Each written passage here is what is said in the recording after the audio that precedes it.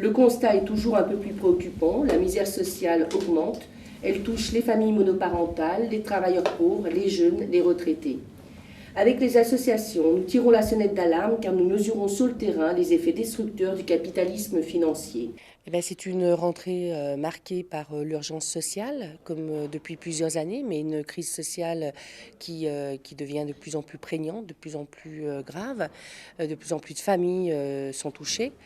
On a vu avec les différentes études, et notamment par exemple sur Vénissieux, avec l'étude Compass, où nous trouvons un rang au niveau de pauvreté. Donc on voit bien que la pauvreté, par exemple, progresse et que de plus en plus de familles sont en difficulté.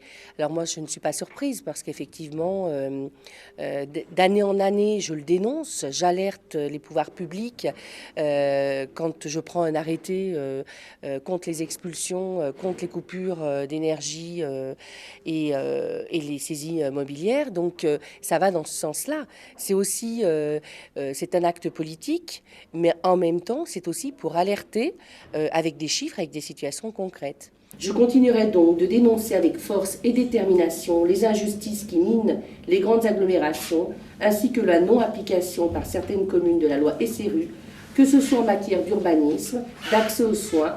On laisse se créer des fractures territoriales, ce qui est inadmissible et contraire au pacte républicain, synonyme de continuité et d'égalité sur tout le territoire. Il y a une telle urgence dans ce pays et une telle attente qu'avec le nouveau gouvernement, effectivement, je trouve qu'on est au milieu du gué. Dans le sens où il y a des choses qui sont entamées, mais on ne va pas assez loin vu l'urgence. Si je prends l'éducation, on est encore sur les rails de l'ancien gouvernement. Les autres années, c'était moins 14 000 postes supprimés dans l'enseignement. Et bien là, c'est moins 13 000. C'est un mieux, mais on est au milieu du gué. Et pour tout, que ce soit pour le logement, par exemple, où il y a de très bonnes choses, encadrement des loyers, etc. Mais ça ne va pas jusqu'au bout. Il faut lancer un grand mouvement de défense des communes, dans le sens où, si je prends les circulaires qu'on a vues tout au long de l'été, que ce soit les Roms, que ce soit les rythmes scolaires, on met les collectivités à toutes les sauces. Et par contre, quand on parle de moyens, alors là, silence total. Donc, qu'on nous transfère des nouvelles compétences, pourquoi pas ? Mais avec des moyens, parce que sinon, c'est ce que moi j'appelle les pansements sur des jambes de bois. Les rythmes scolaires, moi à mon avis, il faut une urgence effectivement dans l'éducation.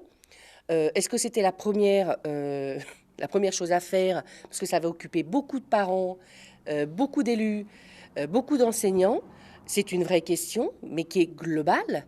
L'OCDE nous montrait du doigt pas sur le rythme scolaire, sur le nombre d'enseignants par enfant scolarisé, c'est pas la même chose.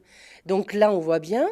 Alors qu'on se pose la question, comment nos enfants travaillent, à un moment donné, effectivement, que l'après-midi soit dédié à la culture ou au sport, pourquoi pas? Mais qui paye? Alors oui, il y a eu l'allocation de rentrée, etc. C'est un premier pas, mais on ne va pas jusqu'au bout. On va pas jusqu'au bout. À un moment donné, le SMIC, il a été augmenté, mais pas suffisamment. Les retraites, c'est pareil. Les gens, quand on regarde, au niveau de la pauvreté, toutes les catégories sont touchées. Les retraités, les jeunes, les familles monoparentales, les travailleurs pauvres, etc. Donc à un moment donné, on a vraiment besoin, au niveau du pouvoir d'achat, d'une vraie augmentation. Il nous faut de vrais moyens avec une vraie police d'investigation qui démantèle les réseaux de drogue qui pourrissent toutes nos villes, qui pourrissent notamment les quartiers populaires avec une économie parallèle. Alors qui dit drogue, qui dit armes, etc., etc. Donc on voit bien qu'à un moment donné, il nous faut de vrais moyens sur cette question d'investigation. Et voilà. Et là, une vraie réactivité, parce que je crois qu'il y a vraiment urgence. Nous avons mis la première pierre de l'école Joliot-Curie, par exemple, au début de l'été. Donc, il y a le CNI. Il y a également à la rentrée donc un conseil municipal enfant qui va se créer donc pour la première fois à Vénissieux, donc avec de vraies élections au niveau des enfants dans chaque groupe scolaire. Donc, les enfants de CE2, CM1, CM2 qui vont voter pour des candidats de CM1, CM2.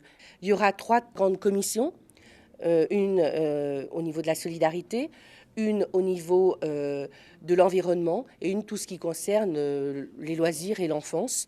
Voilà, donc ils seront répartis dans ces commissions. Il y aura un rapporteur et ensuite ça sera transmis au conseil municipal d'adultes et nous voterons en fait ce qu'ils nous proposent également.